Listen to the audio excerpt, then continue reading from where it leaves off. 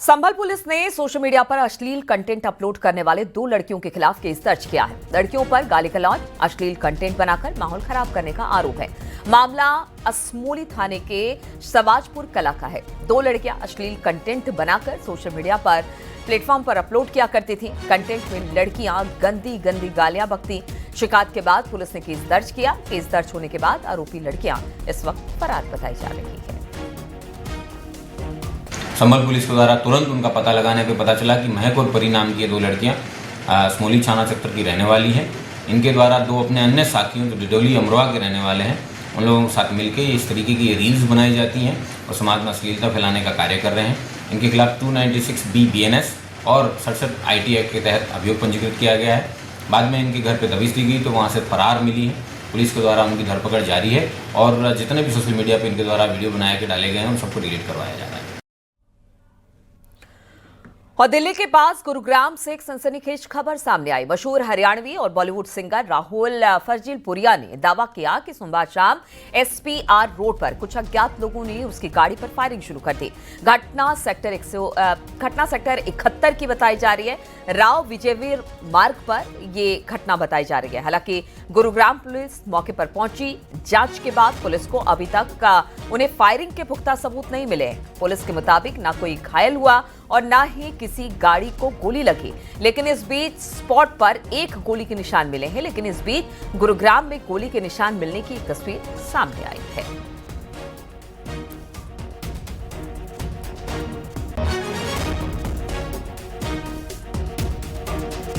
हरियाणवी और बॉलीवुड सिंगर राहुल फाजिलपुरिया पर इसी जगह पर सेक्टर 71 गुरुग्राम में सोमवार की शाम को फायरिंग करने की यहां पर घटना सामने आई थी, जिसके बाद राहुल ने आरोप लगाया था कि उसकी गाड़ी के पीछे पीछे कुछ लोग थे जो दूसरे वाहन में थे, उन्होंने फायरिंग करी थी। इसी स्पॉट पर पुलिस ने देर रात इन्वेस्टिगेशन की।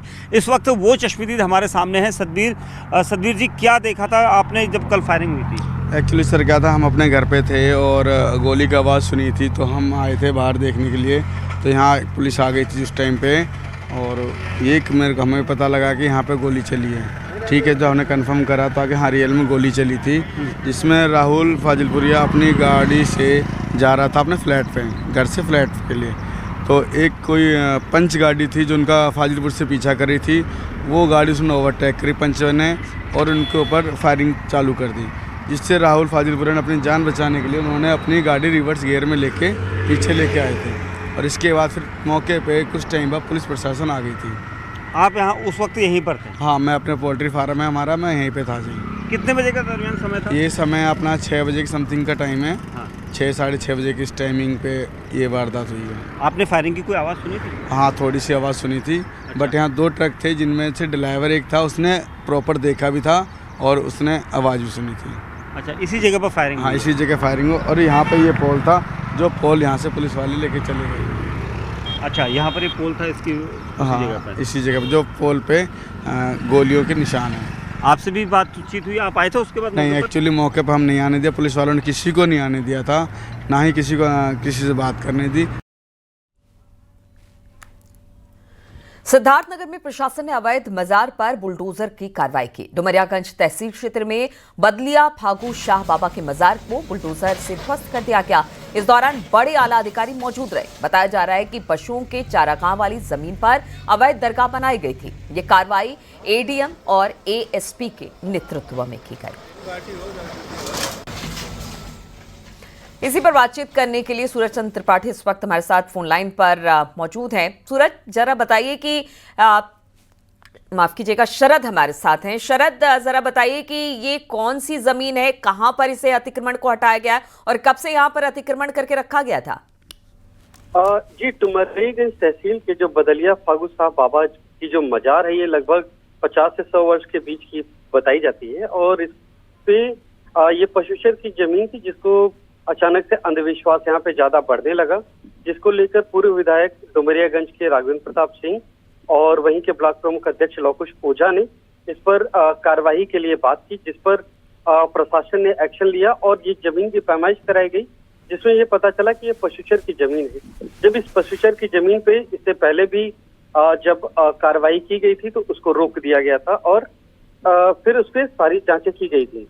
क्योंकि वहाँ पे काफी मात्रा में श्रद्धालु भी जाते थे, काफी लोग आते जाते रहते थे, इसलिए ये मतलब क्योंकि डुमरियागंज जो है ये माइनॉरिटी का एरिया ज्यादा है, इसलिए यहाँ पर विवाद ना हो ऐसी स्थिति से निपटने के लिए एडीएम गौरव श्रीवास्तव, पुलिस एएसपी जो रहे प्रशांत कुमार जी और इनके साथ कई थानों की पुलिस जो है लगा दी गई और पूरी तरह से छावनी में तब्दील कर दिया गया, जिससे यहाँ पर मीडिया की भी उपस्थिति नहीं है, आम जनमानस भी नहीं जा सकते हैं और इसको किसी तरह से इस मजार को पूरी तरीके से ध्वस्त कर दिया गया है और किसी भी स्थिति से निपटने के लिए पुलिस प्रशासन सभी मौजूद है।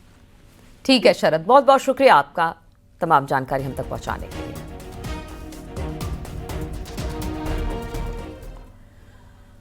और बलिया में पुलिस ने एक पिकअप से 15 गोवंशों को बरामद किया और मौके से 2 गोवंश तस्कर को गिरफ्तार किया। पुलिस ने आरोपियों के पास से तमंचा और कारतूस बरामद किए। पुलिस ने चेकिंग अभियान के दौरान गोवंश तस्कर संदीप यादव और मुलायम यादव को गिरफ्तार करके जेल भेजा है।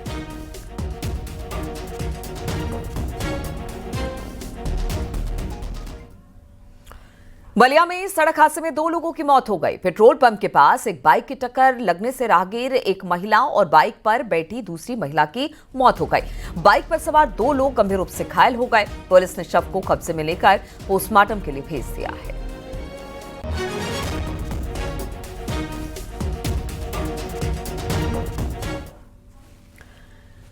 ललितपुर में कचनौदा बांध लबालब भरा हुआ है। सिंचाई विभाग ने बांध के गेट खोल दिए हैं। हजारों क्यूसेक पानी बांध से छोड़ा गया है, जिसके चलते निचले इलाकों में बाढ़ जैसे हालात बन गए हैं। यहां तक कि सिंचाई विभाग के दफ्तर में भी पानी भर गया। निचले इलाकों के कई गांव इस वक्त जलमग्न है। बाढ़ के पानी की वजह से लोगों को मुसीबतों का सामना करना पड़ रहा है।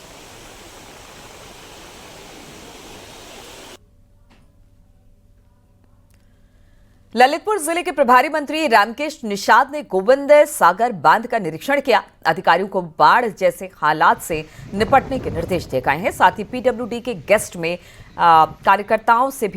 हाउस में कार्यकर्ताओं से भी मुलाकात की है।